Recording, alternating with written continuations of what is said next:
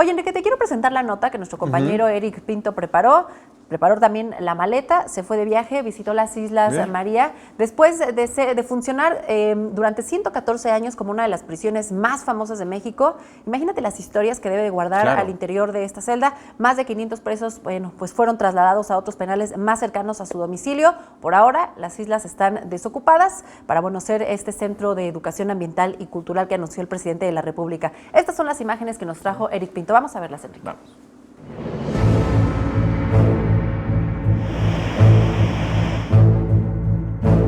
Rodeado por aguas del Océano Pacífico, a 132 kilómetros de San Blas, Nayarit, a 176 de Mazatlán, Sinaloa y a 386 de Manzanillo, Colima, se localiza el archipiélago de las Islas Marías. Lo integran las Islas San Juanito, María Magdalena, María Cleofas y María Madre, esta última destinada en 1905 por decreto del entonces presidente Porfirio Díaz a una colonia penal.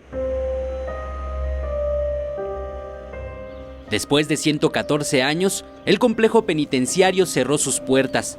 Las celdas ahora vacías guardaron en su interior miles de historias.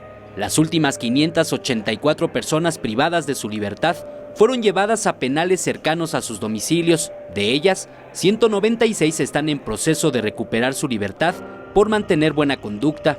Ahora los jueces tienen que hacer esa evaluación y poder dejarlos en libertad, si es que cumplen con los requisitos que la ley prevé para ello.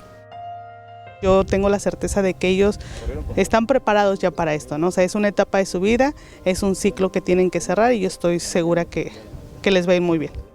El cierre no solo marca un punto final para los reclusos, también concluye el capítulo laboral de 400 trabajadores en este complejo penitenciario.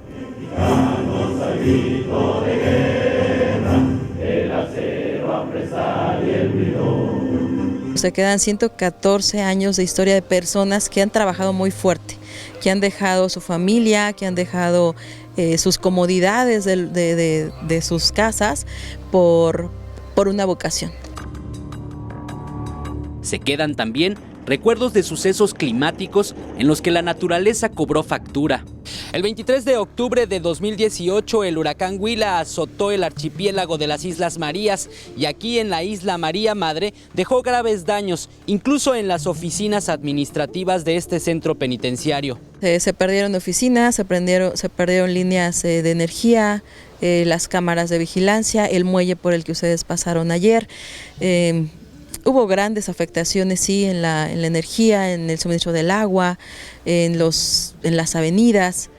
Los daños se cuantifican en 3,000 millones de pesos. Por ahora, aseguradoras se encargan de cambiar los tejados. Sin embargo, el resto de la rehabilitación será tarea de la Semarnat, institución a la que fue transferido el archipiélago para uso cultural ambiental y de investigación de la biodiversidad, que entrará en operación este mismo año.